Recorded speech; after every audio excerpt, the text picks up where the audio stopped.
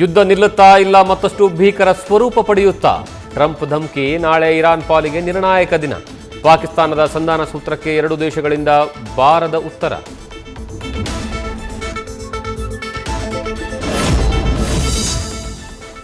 ನಾಳೆ ರಾತ್ರಿ 8 ಗಂಟೆ ಒಳಗಾಗಿ ಹಾರ್ಮೋಜ್ನಲ್ಲಿ ಓಪನ್ ಆಗಬೇಕು.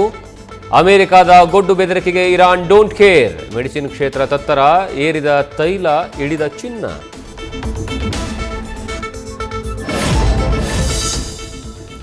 ಮಧ್ಯಪ್ರಾಚ್ಯ ಯುದ್ಧದಿಂದಾಗಿ ಮುಂದುವರಿದ ಅನಿಲ ಅಭಾವ. ಆಹಾರ ಸಚಿವರ ಬಳಿ ಸಂಕಷ್ಟ ಹೇಳಿಕೊಂಡ ಆಟೋ ಚಾಲಕರು. ರಾಜ್ಯದ ಹಲವೆಡೆ ಗ್ಯಾಸ್ ಇಲ್ಲದ ಬಂಕ್ಗಳು ಕ್ಲೋಸ್.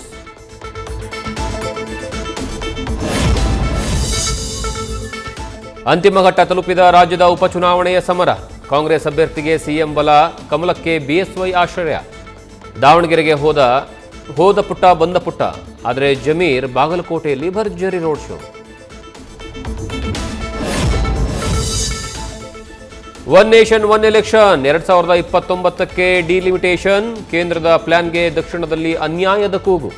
ಸ್ಥಾನ ಕಡಿಮೆ ಆಗಲ್ಲ ಎಂದು ಪ್ರಧಾನಿ ಮೋದಿ ಸ್ಪಷ್ಟನೆ. ಕಾಂಗ್ರೆಸ್ ವಿರುದ್ಧ ಗುಟುರು.